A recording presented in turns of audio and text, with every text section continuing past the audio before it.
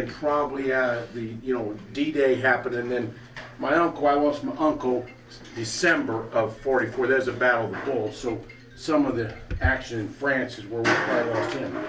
But this family never forgets it. Okay, that's the ultimate sacrifice. Look at how many kids he's got. I think I count 5 daughters: Abby, Betty, Peggy, Johnny. He was a little older at that time. At 32, he lies in rest at Rose Hill Cemetery.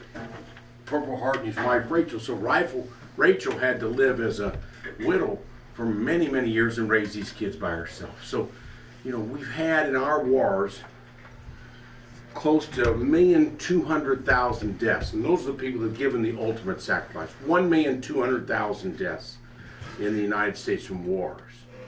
And we have out at the Evansville Wartime Museum, that's what we're going to talk about a little bit today.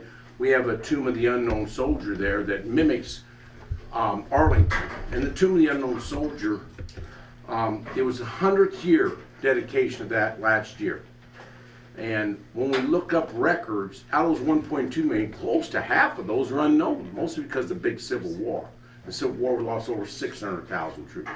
World War II, we only lost 405,000 Americans in that war. This is one of them, and that's a number, 405,000. Boy, this family feels it. It changed my mother's family forever. They lost a brother, and my grandmother had what you call gold star. You don't want a gold star. A gold star hangs out in front of your house or in your front window if you lose somebody in a war. So my grandmother got to put that gold star in her front window, but that's nothing. Gene Logel's brother, Lenny Logel, was lost in war. Many of your family members probably, somebody that was lost in war. The first gold star winner, and I don't like to be called a winner on that, was James Bethel Gresham. James Bethel Gresham was World War I. There were 3 soldiers in one foxhole at one time. They were all killed at the same time, but they called James Bethel the first soldier that was lost in the war. And we started the Gold Star in World War I. So he's the first Gold Star ever. Him and those 2 other soldiers. Anyway, this is Corice Eugene Allen. And I'm sure some of his relatives are still here in town. These are some of the other Allens. These bricks are up here if you go through there, and I'm just doing this for memory lane. A lot of you will know these people more than I will. Hubert Hammond, tried to spell everything right. Harold Sieb, Bronze Star, and I think this was David Mann. My photography was poor. USS Orion, so ship. Mr. Christian, a guy named Arthur Basil Masterson, Gary Don Sprinkle, probably people know some of the Sprinkles, U.S. Army. Donald Doc Moore, World War II, Pearl Harbor. And we have out at our museum, I don't have it on these slides, but he was on the USS Oklahoma. And we brought his remains back. The DNA found who he was in 2017, brought him back here. It's big in the newspaper. It was one of the first ones brought off the Oklahoma. Remember, Arizona gets all the notoriety, but the Oklahoma went down too. And they found his remains and brought him back recently. He was, I think, about 17. That says survivor. Let's see. This is a survivor. Yeah, this is The one previous that you were talking about. Yeah, this is a survivor, yeah. This is a Pearl Harbor survivor. This guy didn't die. I brought up another guy named George Wilcox. Okay. George Wilcox was from Evansville, and he is not a survivor. He was on the USS Oklahoma. This gentleman, I couldn't find all the details, but he was at Pearl Harbor when it happened. We lost about 4,000 troops at that time at Pearl Harbor, I believe, something in that range. Gibson, some people might know Gibson's, Carter Gibson. And this is a whole family of gardeners from out here. There's a guy World War I, so it was a Roy Gardner, and then he had, I couldn't tell if his sons or nephews, but 2 other Roys, and then a Charles, and they were in World War II. So you probably heard the Gardner name. Frank Fulton. Now this says U.S. colored troops. That's what we said at that time. There was not supposedly segregation, but there was some segregation in World War II. Was not supposed to be at all because what happened in 1861 to 1865. Gus Gelshauser. Gus, you heard that name before here. Hazelrig. I think there was a Hazelrig in Evansville. I don't know if it's related or not. William Schulte, Marine, USMC. So you see the Marine symbol up there, got part of it cut off. Now this is another set of Allens, Elmer and Lewis Allen. Now look back at the Allens there, there's a World War I cat, and there's another one, World War II. So you got World War I, World War II, and a lot of families have. Yes? We have Frank Holden's grandson. Oh my gosh. Okay. Great grandson, right? Wow. Where did I pass him up? No, Back? yeah, Back. one, there we go. Stop. Right there, Frank Fulton. So your last name Fulton? My last name is Moore. Moore, okay, but mom's maiden name was Fulton? Great- Yes. Your mother's maiden name was Fulton? What was Robinson? Robinson, but you got Fulton, great-grandmother Fulton. Yeah. Okay. Okay, now I don't know where, His family there. That's right, you can see the whole, I'm sorry to interrupt. know what? Okay, I got a Fulton here, and who else? Okay, Fulton, now, I don't know where he was, I didn't look all that up. CO, K23 register, I don't know where that is, probably Europe, but I'm not sure. You don't know, do you? No, he was in Civil War. Civil, yeah. Oh my God. Yeah. Whoa! You couldn't tell that from that when I looked at the bricks. See, some of them identified, a lot of them had Vietnam, a lot of them Korea, so I kept those out for this talk. I couldn't tell on this, and that's Civil War? Civil War, yes. Wow. Okay, well those bricks, you ought to put all your bricks out there, or get your family's bricks up there. Wow. Thank you. Yeah. You got yours, I mean the others. Oh, Gus Gelshauser, my pronunciation is probably wrong. Hazelrig, now just talk up if there's some family members here. There's one. That's my dad, Gus Gelshauser. Okay, go back.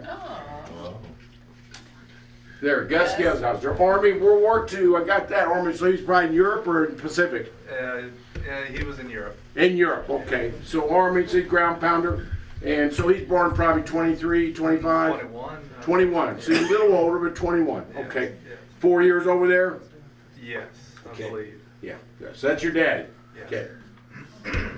Charles Hazelrig, Schulte. There's two more Allens. Sure. That's my granddad and uncle there, left to right. Granddad over here, World War I. Uncle, yeah. Uncle, World War II. Yeah. I've got my granddad's World War I uniform. It's in a immaculate shape, Yeah. perfect shape. We have about 2 World War I uniforms out there. They're all wool. They're hot as heck. Yeah. But we got that. That's nice to have that. You live over. Didn't you guys run the dam here? My granddad ran the dam, yeah. Ran Lock 47. The old dam, yeah. The old dam. Okay, he ran Lock 47. Yeah. Then you live over on this road by that Primrose, right? Or Right. somebody does. Over there, yeah. Yeah. Okay. That's your daddy or your uncle? That's my uncle, yeah. You know what he did in Europe? Just He landed on the Normandy, the third wave on D-Day, yeah. third day. So The D-Day third plus wave- 3. The third wave on D-Day. So D-Day plus 0. Yeah, that day, yeah. Third wave. 5,000 Americans lost in, 10,000 Allies lost on D-Day. When you look at Dunkirk, we lost 17,000 troops at Dunkirk, but 10,000 in D-Day. Raymond Pugh, World War II, Hornet. So this Hornet, we just had a talk on the Doolittle Run. The Hornet was that carried the 16 B-25s and bombed Japan, I think April of 42. And that was our first offensive. We'd lost everything up until that time. So this gentleman from here was on the Hornet. I don't know if he was on it at the time, but if it says 41, he might have been when they did the raid in 42. Bond, B-O-N, first engineer, 43-45.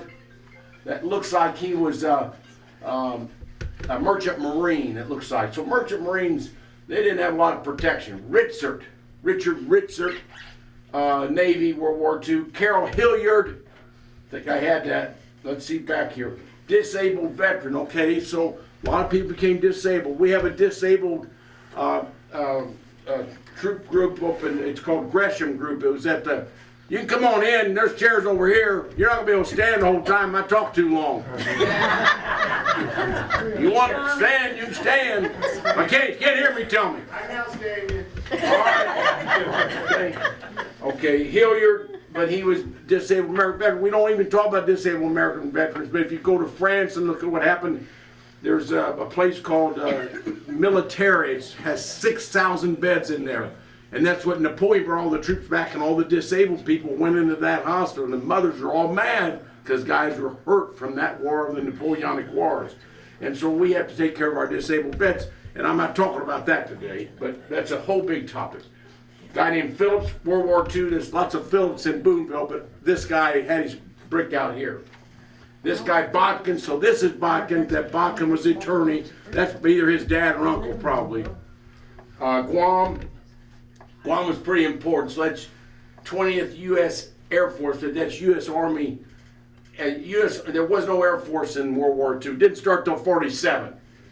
Walter Engel, now he lived in a historic house there. He's over in the later years. I had known him from here. I just wanted to check that. His mother, or my grandmother, was a Quincy. That middle initial came from. Robert Johnson, U.S. Navy, World War II. The years are messed up down there. Now here's these whole Esche family. So Charles Esche, got Charles, and then Kenneth. That's World War II, and I can't tell what war that was. That's an Army emblem, and that's an Army Air Corps, I believe. There's Don Botkin. That's another Botkin. That's at Iwo Jima. Lenny Logo lost his life on Iwo Jima. We lost 24,000 people on Iwo Jima. Terrible place. Terrible place. Dang on it. What's this thing doing? Come on. Stop this. All right. There we go. All right. Now we're going to get, that's just a little bit about Newburgh. Okay. That's who has bricks out here. Probably we're missing half of them because people don't put the bricks down there. But if you have some relative or some friend, go put a brick farm up there, and then you fill that place up with bricks and memory stakes for people that served our country, because we have the best country in the world, and you know it. I don't see many youngsters here, and they need to know it. And what we talk about today needs to be passed on to nephews, nieces, grandkids, and children, because it doesn't matter. I'm going to croak here in 10, 20, 30 years, or maybe next year. I don't know when. But all of us not going to be here forever, but it needs to go to the next generation, because we have the best civilization in the world that has ever seen because of these warriors. So this is what happened. This is what changed civilization a little bit.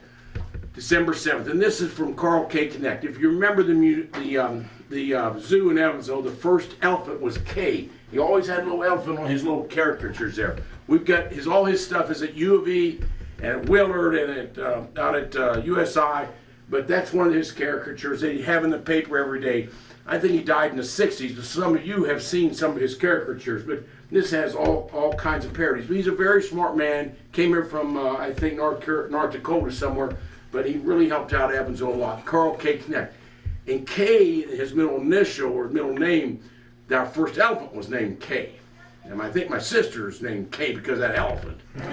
Our middle name, K. Anyway, K was our first elephant. Came from India, then went to Europe, then went to New England. But then it was an Indian elephant, and then it was somebody's backyard for about 2 years till we got our zoo. So I don't know if it was in your backyard, but it's down on Washington Avenue.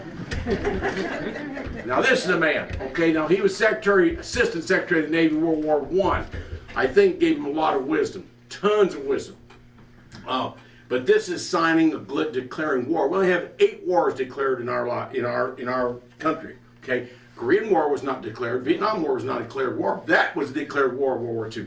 The Congress voted. I think they had 2 people voted against it in the House, and I think it was a slam dunk in the Senate of 100 to 1 or 100 to 0. Couldn't have been 100. Could be only 96 then, because we didn't have Alaska and whatever. Alaska and Hawaii. Okay, FDR. Okay, tremendous diplomat, had a tremendous job to do, and I think we're going to see what he did. Now, Here's a question. what question? Right there. Yeah. FDR, a lot of people probably don't know it, but all the time he was president, anytime he got up, he had to have 10 pounds of steel to get up. I don't know if people knew that or not. Okay, he said he needed 10 pounds of steel to get up, so braces to get up. But FDR had polio as a young child, and then he didn't want to ever be seen using those crutches or using anything, so they'd always had him standing or have him sitting somewhere most of the time. He didn't want to show any weakness in his character at all. So that's, Mr. Kitchen. Kitchens, yeah, Mr. Kitchens. So you keep chiming in, okay? You got more wisdom than a lot of us here, okay? So you keep chiming in. You got anything else to say? Well, I visited Warm Springs twice. You visited what? Warm Springs, Georgia. Okay, Warm Springs is where a lot of people went to go get in that sulfur water to get cured. You know, Al Capone went to sulfur water up at West Baden. I think just there drinking the booze. But he said he's getting the sulfur water. But they got the sulfur water, but they thought it cured you. And so he'd go down there to whatever that Springs was in Arkansas. You saw him there twice. Georgia. It's in Georgia. Yeah, there's one north. Sorry, I got the wrong state. Yeah, Georgia. Okay. So there's FDR. But there's a guy that a guy named Knutson. I don't have his picture here, and I don't have his credits. But Knutson, K-N-U-D-S-E-N. I figure he's probably one of our heroes of World War II. The reason I think he's a hero of World War II is he's the president of Ford Motor Company from 1905 till about 1950. And then he's a president of General Motors 1915 to about 1938, 39. So he knew about what you call mass production. And when I get done with here, you'll see how mass production is important. That guy gave him 3 stars. He didn't know anything how to salute or anything, but he got 3 stars on each side. That's a lot of stars, okay? You don't get 3 stars, but he had 3 stars, and he was in charge of all construction in the United States. All military construction. So nothing, unless he signed it, got done. Knutson. So he is our hero, but he knew he needed somebody on mass production. So you're in the area of Evansville. This is a catchment, and this is the advantages that we have here. What do we have in Evansville? Why did they come here? I will try to give you some of the reasons that I've deciphered, and I don't know exactly all the reasons, but adequate space. Well, we had a lot of room to grow around here. We weren't crowded.